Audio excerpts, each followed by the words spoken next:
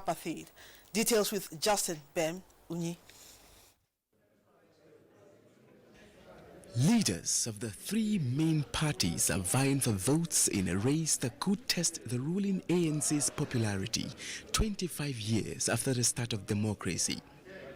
About 26.8 million voters are registered to cast ballots in 22,925 polling stations. The ANC is tipped to win, but with a reduced majority. Meanwhile, South African President Cyril Ramaphosa cast his vote at Hitekani Primary School in Soweto and said he is excitingly confident for the 2019 general elections. Excitingly confident. The response of our people to voting is just amazing. The nation and our people are energized to cast their vote, and they can see that with their vote they are heralding a new dawn, a new beginning, a period of renewal, and it's also a period of hope. Reports say the result will reveal whether its new leader, President Cyril Ramaphosa, can reverse growing resentment among South African voters. Justin Bem-Unyi, NTA News. For more news from other parts of the globe, let's join Joyce Ometo. Tanzania plans to introduce a cable car to take people to the top of Mount Kilimanjaro, in a move aimed at boosting the number of tourists who visit Africa's tallest mountain. The authorities are already in talks with a Chinese and a Western company. However, porter and guide groups who take visitors up the mountain are opposed to the plan.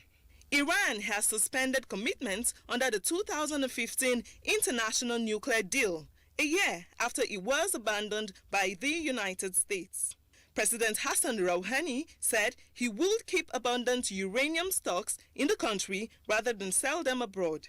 He also threatened to resume production of uranium enriched to a higher level in 60 days.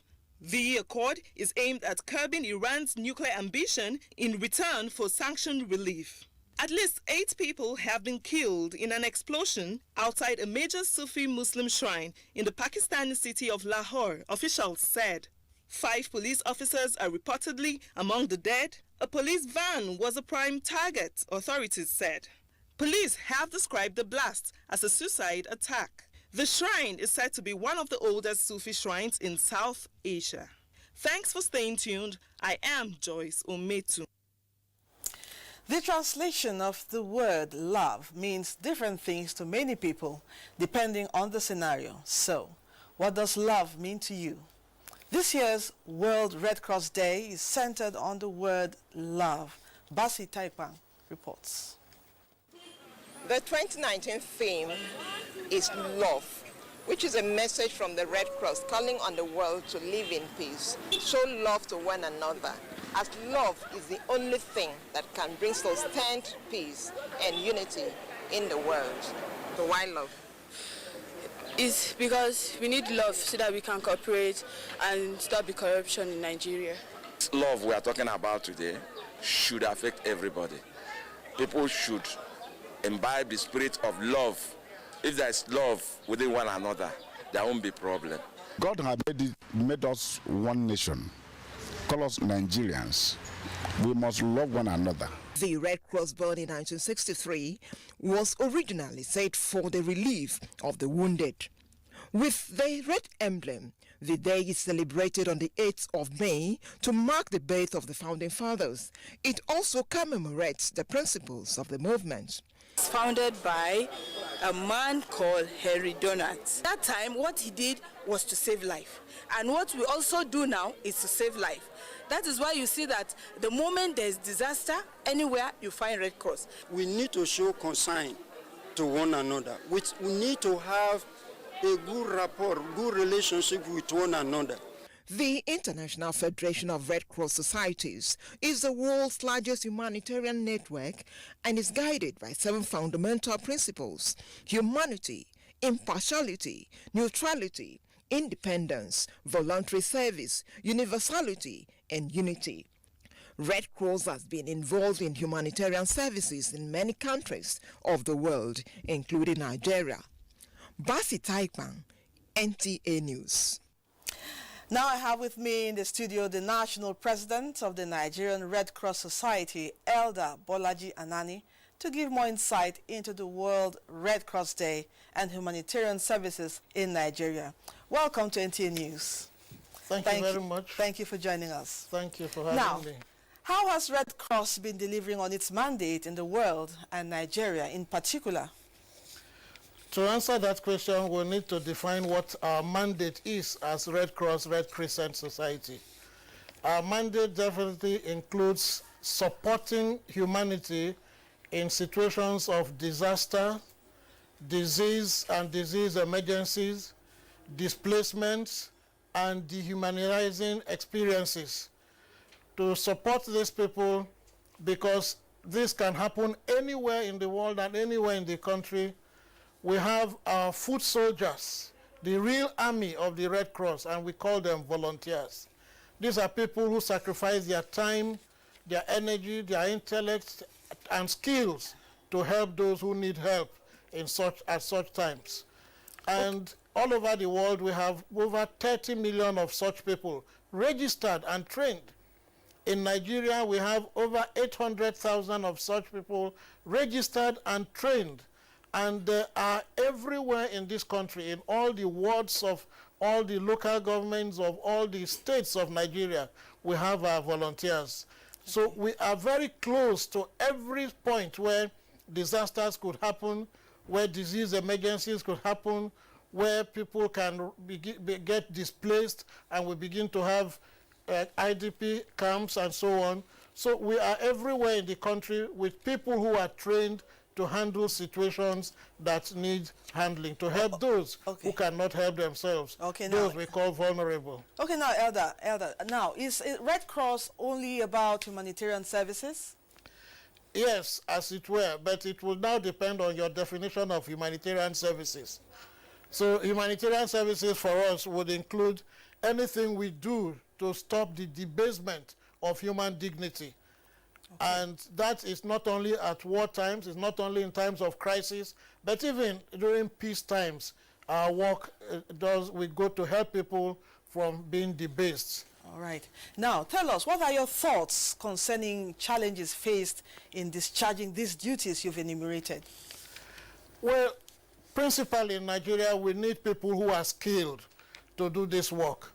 Volunteering is something that we expect people to continue to volunteer so that our numbers of people available to help will grow.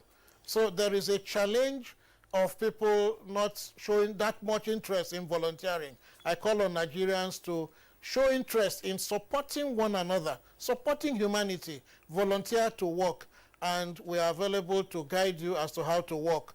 Then, of course, there is a problem of finance, which is a basic problem in every area of human endeavor. All right, thank you so much for coming on NTA International. We really appreciate it. Thank you for coming. Thank you very much, and thank you for having me. Yes, we'll be talking to Elder Bolaji Anani, the National President of the Nigerian Red Cross Society. We'll now take a break. The news continues shortly. Don't go away.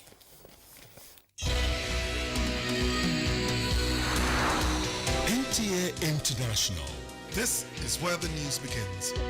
Every breaking news and development on the African continent. Welcome to NTA International News. State House correspondent Hamza Musa. In-depth news analysis and professional perspectives on all sides of the story. Experts say the issue of security national energies and resources must be mobilized to promote every day on NTA International. We take you inside Africa and the world. NTA International News. Africa as it is. Thank you for staying. Nigerians have been advised to disregard a report on social media stating that the federal government plans to pay Miyetti Allah 100 billion naira to persuade its members to allow peace to reign in the country. In a statement, the Buhari Media Organization described the information as rumor and the handiwork of mischief makers who are bent on portraying the federal government in bad light. It also states that the purported payment of 100 billion naira to the Miyetti Allah is a figment of the imagination of originators and purveyors of the fake news and has no iota of truth. The organization restated that President Muhammadu Buhari's administration is a responsible and responsive government that will not deviate from its avowed commitment to due process, rule of law, and fiscal responsibility.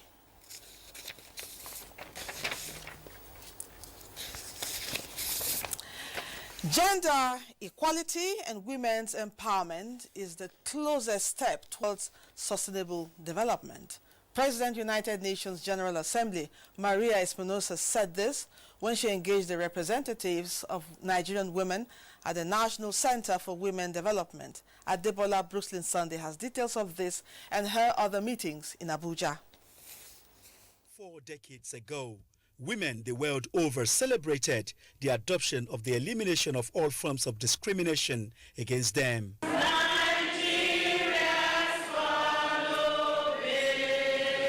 Dissatisfied with where women are today, Maria Espinosa is in Nigeria in continuation of her advocacy for the full inclusion of women and girls in efforts to achieve the Sustainable Development Goals. She scored Nigeria high in the area of women development with a view to making other countries to take a cue. It is progress that 24% of parliamentarians are women, but this is not parity. We don't have parity yet. And we know that women in politics face enormous hurdles, including verbal, physical, and sexual abuse. This cannot continue. The federal government of Nigeria, under His Excellency President Muhammadu Buhari, created economic structures and infrastructures to facilitate investments and contribute to job creation for the teeming young population, especially women. Dr. Mrs. Aisha Muhammadu Buhari, the wife of the president, has been pushing the issue of women forward, not only at national level, but also at international level. Although Maria Espinosa prides herself as the first Latin American and fourth woman to attain the position of the President of the United Nations General Assembly, she advocates more higher position for women in all parts of the world. From the Women's Center, the President proceeded to University of Abuja, where she engaged the students on the need to do their best in order to excel in any field they have chosen. You are instinctively multilateral and multilateralists. This is why we cannot afford to exclude you from decision making. Some of the students had the opportunity to interact and tap from a wealth of experience and put in perspective their expectations. The UN, as a mother body of all nations in the world, should make and postulate a policy that would be and serve as a watchdog towards African leaders. The way to go about it is entrepreneurship. If youth can involve in entrepreneurship, do things for themselves, through that we can be able to develop our country and ourselves. Maria Espinosa arrived Nigeria from Chad, and from here she will be proceeding to Ghana for the continuation of our official visit to the African region. Adebola Brooklyn Sunday, NTA News. And as the ECOWAS Parliament reconvenes for its first ordinary session this year, the Speaker of the Parliament, Mustafa Siselo, says substantive progress has been made, though there have been some challenges in the effective actualization of most of the ECOWAS protocols for the desired integration of the people. The Speaker stated this at the opening of the session in Abuja. Joseph Orok reports.